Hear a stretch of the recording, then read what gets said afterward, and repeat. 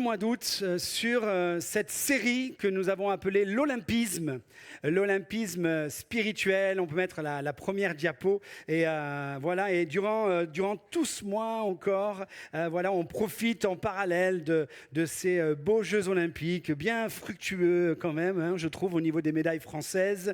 Et en parallèle avec cela, eh bien, nous voulons continuer à remporter des victoires et gagner des médailles pour la gloire du Seigneur. Alléluia. Amen, c'est important. Et je crois que aussi, bien, cette vie de foi, c'est une vie aussi de progrès que nous devons avoir, de victoire que nous devons remporter. Et ce matin, je voudrais bien intituler ce message sur la série de l'Olympisme « La victoire est devant toi ». Il va y avoir aussi quelques rappels durant ce message que nous avons apporté durant l'année 2023-2024, mais voir aussi ce que le Seigneur veut pour nous. La victoire est devant toi. Et je crois que, eh bien, quelles que soient les épreuves que l'on voit dans les Jeux Olympiques, quelles que soient les épreuves de course notamment, quelles que soient les épreuves d'athlétisme en tout genre, c'est toujours vers l'avant qu'il faut se diriger. Vous avez remarqué ça ? C'est rare, moi j'ai pas encore vu, alors peut-être qu'ils vont inventer un de ces jours, hein, mais une course en marche arrière ou en reculons, j'ai pas encore vu ça. Mais en fait on parle toujours d'aller de l'avant lorsqu'on veut remporter une victoire. Et j'ai pris 2 textes ce matin pour nous, que l'on trouve, le premier dans Philippiens chapitre 3 verset 12 dans cette pensée. L'apôtre Paul va déclarer « Ce n'est pas que j'ai déjà remporté le prix ou que j'ai déjà atteint la perfection, mais je cours pour tâcher de m'en emparer, puisque de moi aussi, Jésus-Christ s'est emparé. Frères et sœurs, je n'estime pas m'en être moi-même déjà emparé, mais je fais une chose. Oubliant ce qui est en arrière, me portant vers ce qui est devant, je cours vers le but pour remporter le prix, lequel ? Celui de l'appel céleste de Dieu en Jésus-Christ. Je cours pour vivre pleinement l'appel que Dieu a pour moi. Je cours pour vivre pleinement et faire vivre pleinement aussi l'appel que Dieu a pour chacune et chacun d'entre nous. Et en parallèle, nous allons dans 1 Corinthiens, toujours épître de Paul, dans 1 Corinthiens chapitre 9, verset 25.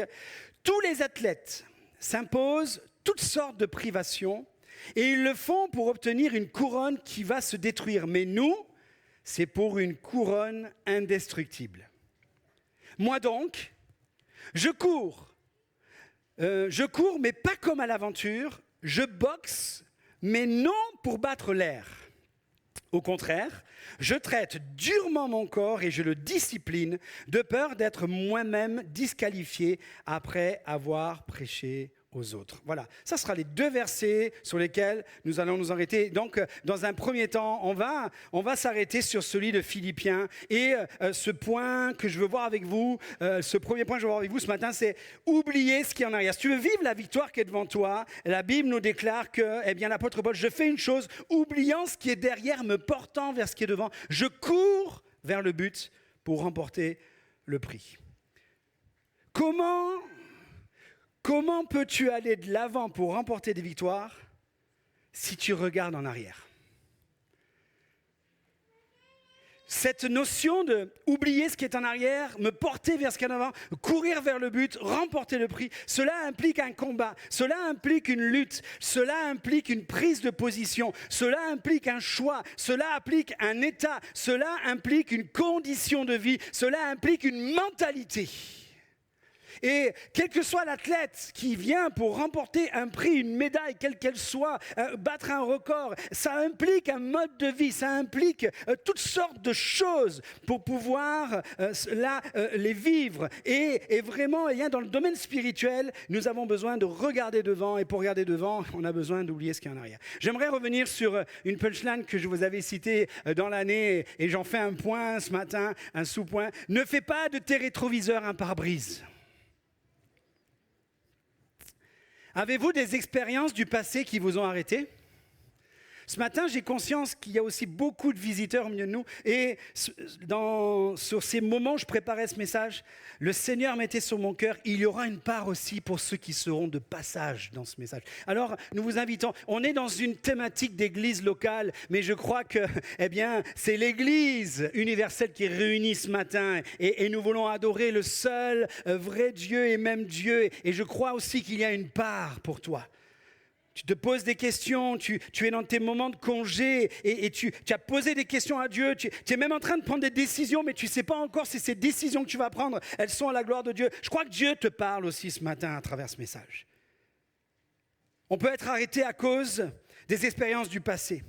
On peut s'arrêter, on peut être ralenti, on peut être en arrêt à cause des échecs que nous avons vécus, des défaites. Il y a des situations, il y a des moments difficiles, peut-être dont vous ne vous êtes pas encore remis. Peut-être aussi des erreurs que vous avez commises, que vous ne vous êtes pas encore remis. Peut-être des injustices que vous avez vécues, vous n'êtes pas encore remis. Et depuis ce moment-là, difficile de vouloir remporter une victoire, d'aller de l'avant. Et des mauvais souvenirs qui sont toujours peut-être devant vos yeux vous empêchent de pouvoir regarder pleinement l'avenir, regarder devant. Et quelques moments vraiment difficiles ne sont pas en accord avec l'idée de la victoire qui est devant. Et dans cette notion de ne pas faire de ces rétroviseurs un pare-brise, j'aimerais vous expliquer un contexte que nous trouvons dans la parole de Dieu. On parle souvent de Joseph, on parle souvent de ses frères. Et avec toute cette injustice, il y a un homme, Joseph, il a été victime. Il a été victime de jalousie, d'envie, de manipulation, de trahison, de complot de la part de ses propres frères. Et il a été vendu comme esclave là lorsqu'il était tout jeune, adolescent. Et pendant une vingtaine d'années, là, il sera séparé des siens. Et voilà, alors si vous ne connaissez pas l'histoire, on vous invite à lire le livre de la Genèse à partir du chapitre 37, 39, 40, 41, 42, 43, 44, 45. Vous pouvez vraiment, vous avez de la lecture là pour en dessous le parasol ou à la pause au travail, je ne sais pas où c'est que vous allez lire. Et il y a ce moment où Dieu aura toujours été au contrôle. Et il va y avoir ce moment où les frères de Joseph vont revenir à un temps de famine. Ils vont monter en Égypte et Joseph, à ce moment-là, sera comme le premier gouverneur de tout le pays d'Égypte. Et c'est à lui qu'ils vont devoir demander de la semence pour pouvoir survivre durant ce temps de famine. Ils ne savent pas que c'est Joseph là qui est là. Et puis, dans tout le cursus, Joseph va se faire reconnaître à eux. Et il va y avoir tout ce moment, à un moment donné, de trouble, un peu d'agitation, de confusion. Et parce que les choses du passé sont comme encore là, alors que ça fait plus de 20 ans qu'elles se sont écoulées. Et il y en a un qui est à l'arrêt depuis 20 ans. Depuis plus de 20 ans, il y en a un qui est à l'arrêt. C'est Jacob, leur père. Jacob, leur père. Les frères qui ont comploté, vendu Joseph comme un mensonge de famille qui est là depuis 2 décennies maintenant, avaient fait croire à leur père qu'il avait été dévoré par une bête féroce. Et voilà que Joseph va être encore vivant. Et puis, pour tout un parcours là qui est là, à un moment donné, Joseph va se faire reconnaître à ses frères. Et il va dire, mon père vit-il encore ? Allez le chercher, amenez-le, venez vivre ici, il y aura des bonnes choses, je vais prendre soin de vous, etc. etc. Et c'est dans ce contexte-là que Joseph va faire retourner ses frères pour faire venir Jacob. Et nous lisons dans Genèse chapitre 45, verset 23. Joseph envoya à son père 10 ânes chargés de tout ce qu'il y avait de meilleur en Égypte, ainsi que 10 ânesses chargées de blé, l'abondance de pain et de nourriture pour le voyage de son père, pour faire venir tous les siens vers lui. Il laissa partir ses frères. Lorsque ceux-ci partirent, il leur dit, Joseph dit à ses frères, ne vous disputez pas en chemin. Déjà, allez à la bonne destination, faites ce qu'il faut, vous disputez pas en chemin. Je crois que Joseph, quand il leur dit ça à ce moment-là, il savait très bien que les frères, quand ils allaient savoir que c'était lui, ils allaient essayer de ressasser le passé. Le passé toute parce qu'ils avaient été offenseurs. Joseph montre combien il a pardonné il y a là, parce qu'il y a un avenir glorieux, il y a un avenir victorieux pour toute cette famille qui a été en déchéance depuis plus de 20 ans. Et là, déjà, Joseph va leur dire, ne vous disputez pas en chemin. Et ils arrivent à destination, et il est écrit qu'ils remontèrent de l'Égypte et arrivèrent dans le pays de Canaan vers leur père Jacob. Ils lui annoncèrent, Joseph est toujours en vie, et c'est même lui qui gouverne tout l'Égypte. Et face à cette nouvelle, une nouvelle d'envergure, de victoire qui est là devant, Jacob resta sans réaction. Il y a même une version qui dira son cœur resta froid, pourrait comme dire de glace, inerte, aucune émotion, parce qu'il ne les croyait pas. Et là, je ne sais pas si Joseph avait anticipé, mais vu tous les biens, vu les témoignages qu'ils allaient apporter, ils lui rapportèrent alors toutes les paroles que Joseph leur avait dites. Jacob vit les chars que Joseph avait envoyés pour le transporter. C'est alors que l'esprit de Jacob, leur père, se ranima. Alléluia. Et Israël dit, c'est assez, c'est bon, ça me suffit, j'y crois. Joseph, mon fils, vit encore, j'irai, je me lèverai et je le verrai avant que je meure. Wouh! L'esprit de Jacob se ranima. L'esprit de Jacob reprit vie. C'est comme si son cœur spirituel, son cœur émotionnel, sa joie, sa paix, son bien-être, le cœur de toutes ces émotions était en train de se remettre à battre. Il reprit vie, il reprit le goût de vivre au lieu de mourir. Il attendait avec douleur de mourir, Jacob. Il reprit la marche. Il regarde à nouveau en avant. Alléluia. Et j'aime cette parole. Et Israël dit, d'un coup Jacob se souvient aussi qu'il s'appelle Israël. Israël, c'est le nom que Dieu a donné à Jacob, le jour de sa nouvelle naissance. Israël représente la nouvelle naissance. Et là, Jacob, ça fait 20 ans qu'il est dans la tristesse, ça fait 20 ans qu'il est comme éteint. Et d'un coup, il y a comme ce feu de la nouvelle naissance, il y a comme ce feu du premier amour, il y a comme ce zèle qui reprend vie en un instant. Plus de 20 ans après, il se remet en route pour la victoire. Et je crois c'était un peu le précurseur de ce chant qu'on a chanté ce matin. J'élève un Alléluia. J'ai toujours, des fois, c'est vrai, j'aime bien expliquer. J'élève un Alléluia en présence de mes ennemis. C'est pas nous la présence des ennemis, hein, c'est la présence de l'ennemi dans le monde spirituel. Hein. Parce que j'ai vu Juan tout à l'heure, il chantait avec Angèle, sa future femme. J'élève un Alléluia en présence de mes ennemis. J'ai dit, Juan, fais attention, comment tu chantes et comment tu regardes ta femme. C'est assez. C'est assez. Laissons les choses en arrière. Portons-nous vers ce qui est en avant. J'aimerais vous citer des paroles d'un chant que j'aime beaucoup qui dit ceci. Cesse de faire du passé ton enclos. Ton passé n'a pas de futur. Il n'est que souvenir et non avenir. Si ton histoire a tenté de t'effacer, elle a échoué. Alors ne laisse pas la culpabilité prendre le contrôle de ton avenir. Ne regarde plus à ce que tu étais, regarde à ce que Dieu voit de toi. Alléluia. Amen. En arrière, il peut y avoir les mauvais souvenirs comme les très bons aussi. Quand on parle d'arrière, on pense toujours aux choses négatives. Mais ça peut être aussi les très bons. Et j'ai eu envie de m'entretenir un instant avec vous ce matin sur nostalgie quand tu nous tiens. Et on a un passage dans le livre de l'Ecclésiaste, au chapitre 7, verset 10, qui dit « Ne dis pas, comment se fait-il que les jours passés aient été meilleurs que ceux-ci? L'arrière est meilleur que le présent et le devant. » Et l'Ecclésiaste dira, ce n'est pas la sagesse spirituelle, ce n'est pas la sagesse de Dieu non plus qui te pousse à dire cela, à demander cela. La sagesse de Dieu va nous permettre de vivre une vie épanouie dans le moment présent pour entrevoir un avenir béni. Et j'aimerais avant tout quand même, là je prends cette notion de nostalgie quand tu nous tiens, mais j'aimerais avant tout dire qu'il est important de noter que la nostalgie n'est pas toujours négative.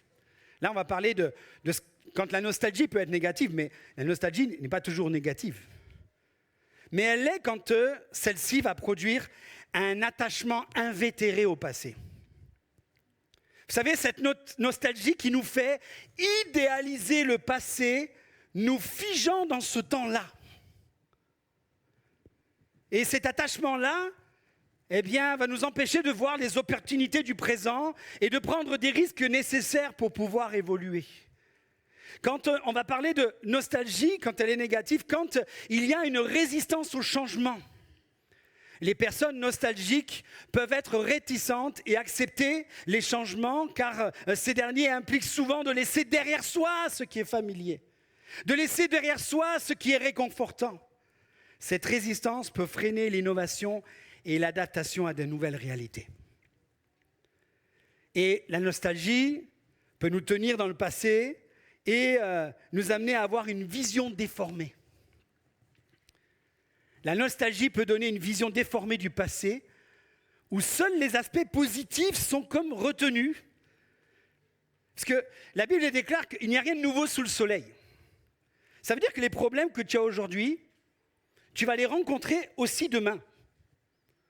Mais ça veut dire aussi que ces problèmes-là, tu les as rencontrés aussi dans le passé. Mais quand tu t'arrêtes dans le passé seulement parce que, je sais pas, tu as vécu quelque chose d'incroyable, d'extraordinaire, etc., tu vas oublier tous les problèmes du passé, tu vas retenir que les bons, et puis ça va t'empêcher vraiment de vivre une vie épanouie aujourd'hui. Cela peut conduire à une insatisfaction chronique avec le présent et une sous-estimation des progrès réalisés pour un avenir tout aussi victorieux. Là, quand Joseph va faire venir Jacob avec lui, là en Égypte, même Pharaon, le roi du pays d'Égypte, va donner cet ordre et il va faire dire à Jacob, dites à votre père de ne pas regretter ce que vous laisserez, car ce qu'il y a de meilleur dans toute l'Égypte sera pour vous. Quelquefois, on peut regretter ce qu'on laisse et nous empêcher de vivre des expériences renouvelées meilleures. Je crois qu'on a besoin aussi pour aller de l'avant, de ne pas être retenu par ce qui est en arrière. Et je pense que si on veut se porter vers ce qui est en avant aussi, on a besoin de ne pas encombrer notre champ de vision. Je crois que c'est important. On parle de rétroviseur tout à l'heure. Parle de nostalgie du passé, mais pour aller vers l'avant aussi, il faut savoir aussi ne pas encombrer notre champ de vision. J'ai trouvé cette voiture assez originale. Je ne sais pas vous, comment vous la trouvez. Je me suis dit, là on est high level. Là, c'est pas la petite sucette de bébé. C'est pas le petit nœud. Ça n'existe plus aujourd'hui. Enfin, je sais pas s'il y aura des rubans pour décorer les voitures. Moi, j'étais fan de ça. On décorait. Dès qu'on était invité à un mariage, ou notre voiture, c'était incroyable. Ça fait 31 ans qu'on est mariés. On avait décoré la voiture. Il y avait de tout. Des rubans qui partaient du rétroviseur en arrière, etc., etc. Waouh. Et le lendemain, cette grande voiture qu'on avait, on a enlevé toute la décoration et on l'a mis sur notre 4L. On avait une 4L, notre première voiture. Qui a connu les 4L? Quand même. Il n'y a pas que des jeunes dans la salle. Hein. Et sur le rétroviseur, vous pouvez mettre le petit ruban du mariage. Il y en a, ils mettent les premiers chaussons des enfants. Et des fois, après, on a même mis le masque anti-Covid pour pas l'oublier, etc. Et là, je trouve qu'on peut mettre pas mal de choses. Et vous savez, ça perturbe le champ de vision. Quand notre champ de vision est obstrué, la circulation est difficile, voire impossible. Les amis, pour oublier ce qui est en arrière et se porter vers ce qui est en avant, il y a tellement de choses aujourd'hui qui peuvent nous obstruer. Les activités, tellement nombreuses. L'emploi du temps surchargé, les cases se remplissent, n'arrêtent pas et on est là, on remplit et il y a aussi cet encouragement de la société qui pousse à la consommation, qui pousse à la surconsommation également. Les loisirs en tout genre. La peur de manquer peut être quelque chose qui va obstruer notre vision pour avancer, qui va nous figer là seulement sur le quotidien. Il peut y avoir toutes sortes de choses, la peur de manquer, je disais, le travail. Les soucis en tout genre, les épreuves de la vie, la maladie, les problèmes financiers. Quand tu as des problèmes financiers, ça obstrue toute chose. Comment on va faire? Comment on va s'en sortir? Et puis, ce qui est fou, c'est que peut-être moins tu as d'argent ou plus c'est compliqué, mais on veut toujours s'équiper et faire des crédits. Et peut-être aujourd'hui, tu es là, tu es comme encombré, tu es comme ce pare-brise-là. Tu as tellement de soucis financiers que tu n'arrives même plus à voir où tu peux avancer.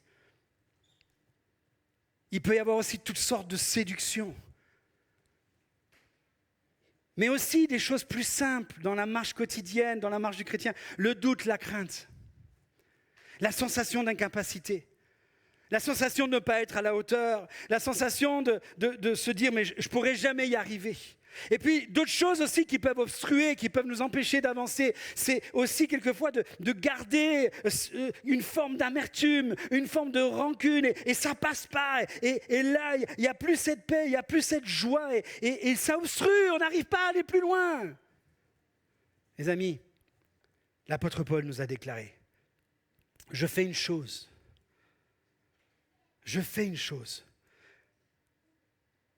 oubliant ce qui est en arrière, me portant vers ce qui est en avant, je cours vers le but pour remporter le prix de l'appel céleste de Dieu en Jésus-Christ. Alléluia. Et je voudrais aller sur mon deuxième point ce matin. Eh bien, c'est avec le deuxième passage que nous allons lire dans Corinthiens. On a besoin de se discipliner pour combattre et pour gagner. Je reviens sur le message de Juan la semaine dernière aussi, qui nous a parlé de la persévérance. Et je crois que la persévérance et la discipline vont de pair pour gagner un combat et surtout pour gagner le combat de la vocation céleste que nous avons reçue de Dieu en Jésus-Christ. Regardez 1 Corinthiens chapitre 9 verset 25, je rappelle ces textes, tous les athlètes s'imposent toutes sortes de privations, ils le font pour obtenir une couronne qui va se détruire, mais nous c'est pour une couronne indestructible. Moi donc, je cours, mais pas comme à l'aventure, je boxe, mais non pour battre l'air, au contraire, je traite durement mon corps et je le discipline. Ça, c'était l'apôtre Paul. Et ce que j'aime dans les écrits de l'apôtre Paul, alors qu'il avait vraiment des personnes très proches de lui, même des fils spirituels qu'il a formés comme Timothée ou comme Tite, eh bien, lui-même, il va traiter durement son corps, mais il ne va pas infliger forcément cette même discipline aux autres, parce que la discipline, en fait, c'est une question personnelle. Mais c'est quand même une question essentielle. Parce que si on veut être disciple de Jésus, eh bien, dans ce mot disciple, il y a toute cette notion de discipline. La vie chrétienne, travailler pour le royaume de Dieu sur la terre, n'est pas comme courir à l'aventure. Ce n'est pas une croisière de voyage tout inclus, les amis, la vie chrétienne. Mais c'est plutôt une mission de sauvetage en mer de plus en plus déchaînée. Et nous avons besoin de réaliser cela. Et concernant le combat, je me souviens de cette anecdote où il y avait un boxeur qui était là en train de boxer sur le ring. Et puis il encaisse, bam, il prend un coup, il reste debout. Et il est là, et il encaisse, bam, il prend un coup, il reste debout. Et là, tout le combat, il a encaissé une centaine de coups et le gars, il est toujours debout. Incroyable. Et à la fin du combat, les juges donnent vainqueur son adversaire. Et lui, il est là, il dit quoi? Avec tous les coups que j'ai reçus, c'est lui le vainqueur? Eh mais les amis, pour être vainqueur d'un match de boxe, ce n'est pas celui qui encaisse les coups qui gagne, c'est celui qui les donne. C'est celui qui les donne. Et dans la vie chrétienne aussi, bien sûr, on encaisse. Mais je crois qu'à un moment donné, on a besoin de réaliser ce que nous avons à faire. Et l'apôtre Paul dira, quand je boxe, ce n'est pas pour battre de l'air, mais c'est pour atteindre les objectifs. C'est pour gagner. C'est pour remporter le combat. Et j'aime aussi l'équilibre de l'apôtre Paul quand on lit toutes les épîtres. Et il nous dira ceci, nous n'avons pas à lutter contre la chair et le sang. C'est pour ça quand je dis, quand on chante « J'élève un Alléluia au milieu de mes ennemis », ce n'est pas de nous qu'on parle, hein. On parle de combat spirituel. Et on parle du combat spirituel que nous avons à mener. Et pour mener ce combat et le remporter, il nous faut se discipliner et être des guerriers, des guerrières. Alléluia. Ça demande de la discipline, de persévérer. Je reviens sur tes trois points, Juan, la semaine dernière. Ça demande de la discipline de persévérer dans la lecture de la parole de Dieu. Ça demande de la discipline de persévérer dans un temps de communion personnelle avec Dieu, dans la prière et l'adoration. Ça demande un temps de discipline que de venir au rassemblement. Merci pour tous les disciplinés qui sont là devant moi ce matin. Vous avez choisi de venir, même les vacanciers, vous avez choisi de venir à l'église ce matin. Mais les amis, n'oublions pas que la chair a des désirs contraires à l'esprit. Et l'esprit, on a des contraires à la chair. Mais les deux font bien partie de nous.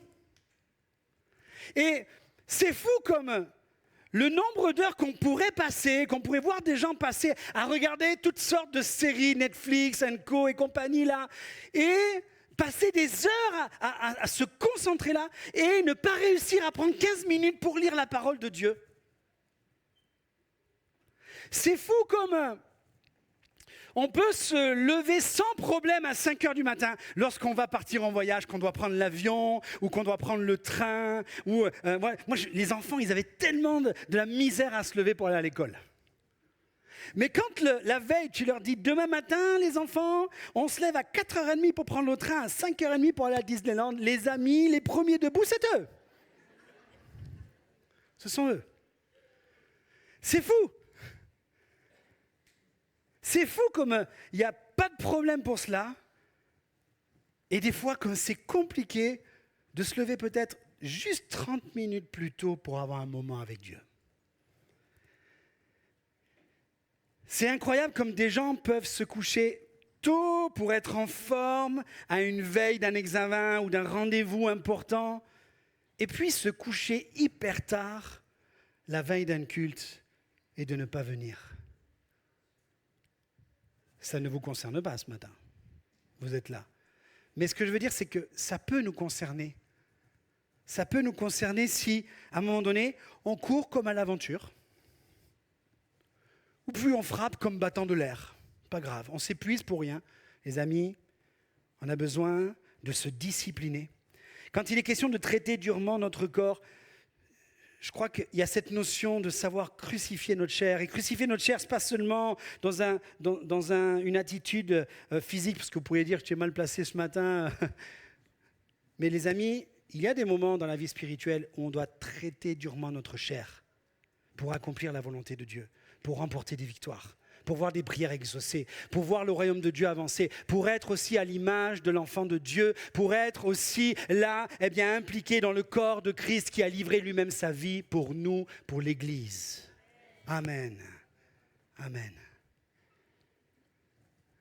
J'aimerais, avant de terminer, vous dire que Dieu aime la piété. Quand on parle de piété, on parle de l'attachement à Dieu. Et regardez encore cet exemple. J'avais pris cela aussi avant de partir en vacances et je le recite ce matin dans 1 Timothée chapitre 4 verset 8. Je lis dans la version français courant. L'exercice physique a son utilité, certes, mais elle est limitée.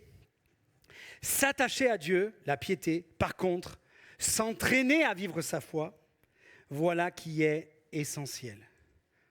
Cela te sera utile à tout et en toutes circonstances. En effet, l'attachement à Dieu détient à la fois les promesses pour la vie présente et celles pour la vie future. La victoire est devant toi. Amen. Il y a des personnes qui se lèvent tôt pour s'entraîner. Je voyais Léon Marchand là, il a eu des médailles. Alors nous on est là, waouh, génial, c'est génial. On a gagné, j'aime bien ça. Hein. Quand ils perdent, c'est ils ont perdu. Et quand ils gagnent, c'est on a gagné. C'est énorme. Et les gars, tous les matins à 5h30, qu'est-ce qu'il fait, Léon Marchand? Il se lève, il va nager pendant 1h30. Et nous, on dit on a gagné. C'est énorme. Tu fais juste 4 brasses à la mer l'été en vacances. Tu es épuisé. Mais quand c'est Léon Marchand qui gagne, c'est toi qui gagnes avec. Et il y a cette discipline qui est là. Et oui, on n'a pas de victoire on n'a pas de résultat sans sacrifice et sans entraînement. Et puis, il y en a, ils s'entraînent, et il y en a, ils partent tôt comme ça. Je sais, j'ai entendu parler ce matin qu'il y avait un pasteur au milieu de nous, Fred Tobal. Tu es où, Fred? Tu es par là? Salut, Fred, ça va? Voilà, vous voyez, Fred Tobal, eh bien, quand vous voyez Fred Tobal et que vous me voyez moi, et que lui, vous savez qu'il est capable le matin de se lever, quand on était à la collée ensemble, quand on travaillait, lui, on arrivait au petit-déj, il avait déjà fait ses 9 km de footing. Puis quand... 12. Un pour chaque apôtre. Il est bon, il est spirituel.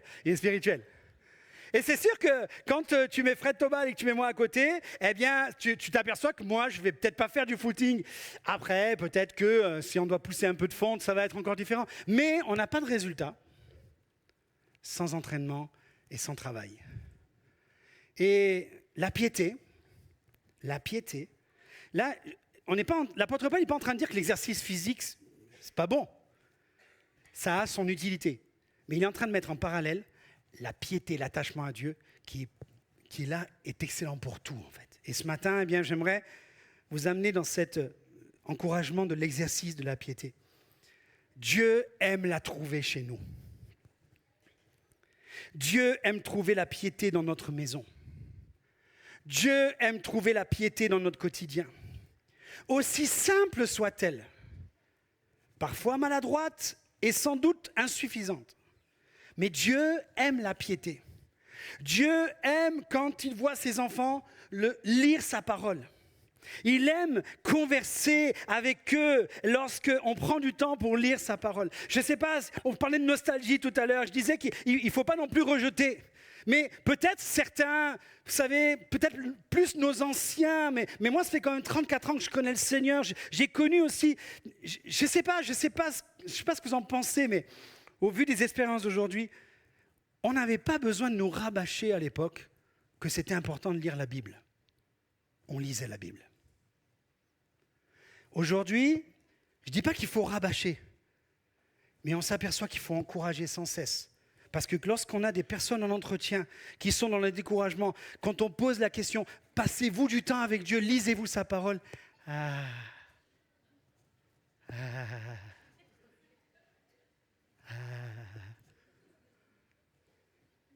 C'est compliqué.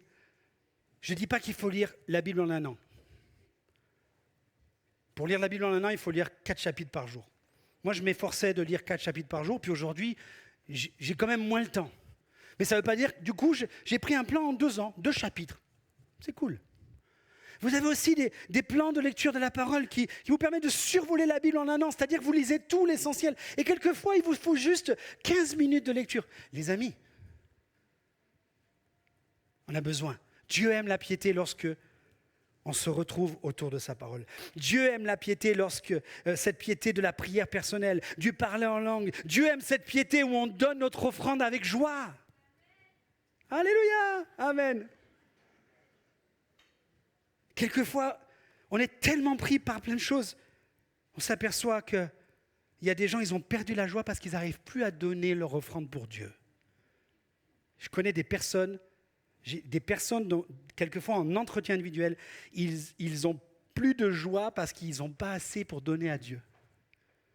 Et je crois que c'est important bien de peut-être remettre les priorités et de pouvoir donner. Je ne dis pas qu'il faut donner tant de sommes, mais déjà la somme que l'on peut donner lorsqu'elle est donnée avec cœur. Dieu ne regarde pas combien on donne. Dieu regarde comment on donne. Et une femme qui avait mis moins que tous les autres, Jésus a aimé la piété de cette femme plus que les autres parce qu'eux, ils donnaient leur suppléfut. Mais elle a donné avec son nécessaire. C'est important. Dieu aime cette piété-là. Dieu aime la piété dans nos bons jours, comme dans les moins bons, et même dans les mauvais, que notre temps de piété et d'attachement à Dieu, bien-aimé, près du cœur de Dieu, soit non négociable. Que notre temps de piété près du cœur de Dieu soit prioritaire et discipliné. Je vais inviter les musiciens à revenir pour terminer ces moments ce matin. Et j'aimerais conclure avec ceci, les amis. Jésus nous a montré l'exemple à suivre. Alléluia. Tu pourrais dire, c'est Jésus. Mais tout ce que Jésus a accompli, c'est pour nous donner à nous la capacité de l'accomplir nous-mêmes. Un exemple tout simple. Jésus était sans péché il n'avait donc pas besoin de se faire baptiser pour le pardon des péchés. Et cependant, il l'a fait quand même. Même Jean-Baptiste, qui avait compris toute l'ampleur de sa venue à ce moment-là, va dire mais non, mais je ne peux pas te baptiser. Et Jésus va dire, faisons ce qui est juste. Pourquoi ? Je montre l'exemple. Tout ce que Jésus a accompli, on peut l'accomplir. Oui, mais c'est Jésus, il y a seul Jésus peut pardonner. Pardonnez-moi si je me répète quelquefois dans les prédications sur ce point-là. Mais quand Jésus dit à la croix, « Père, pardonne-leur car ils ne savent pas ce qu'ils font », il n'y a pas que Jésus qui peut dire ça. Parce que le premier martyr chrétien du nom d'Étienne, dans le livre des Actes des Apôtres, va mourir en martyr en faisant la même prière que Jésus, à quelques mots près. Jésus l'avait vécu et accompli pour que nous puissions le vivre et l'accomplir. Et regardez Jésus, je lis dans Hébreux chapitre 2 verset 12. Gardons les yeux fixés sur Jésus, qui est le pionnier de la foi et qui la porte à son accomplissement. Il a accepté de mourir sur la croix sans tenir compte de la honte attachée à une telle mort. C'était le plus misérable des malfaiteurs qui était crucifié sur une croix. Et Jésus était le plus innocent des humains à l'époque. Et il est mort avec une telle honte, pardon. Et là, quand on parle, quand il est écrit que il a accepté de mourir sans tenir compte de la honte attachée à une telle mort, pardonnez-moi, mais vous savez, dans notre pudeur, même moi qui suis pudique, des fois on a du mal à parler de ça, mais le mot honte ici, littéralement, en grec, c'est qu'il n'a pas refusé de vivre une telle honte. Et là, quand on parle de honte, c'est la nudité sexuelle. Pardon. Mais dans ce passage de Hébreux 12.2, nous avons cette précision que Jésus, le Fils de Dieu, mort sur la croix, c'est totalement nu qu'il a été livré. Il a accepté de mourir sur la croix sans tenir compte de la honte attachée à une telle mort. Pourquoi ? Pas face aux éléments présents. Pas par rapport aux éléments du passé. Il avait en vue la joie qui lui était réservée. Et maintenant, il siège à la droite du trône de Dieu. Les amis, la joie qui lui était réservée, qui fut plus grande et plus forte que ses souffrances endurées et sa honte dont il est mort, laquelle était-ce le but de Jésus, sa victoire? C'était d'être à la droite du trône de Dieu, avec nous, avec toi. C'était pas seul qu'il voulait y être. C'était qu'il savait qu'en donnant sa vie face à tout ce qu'il était en train de vivre de douloureux, son objectif, sa victoire, c'était toi, c'était moi, pour qu'on soit avec lui. On peut applaudir le Seigneur ce matin pour...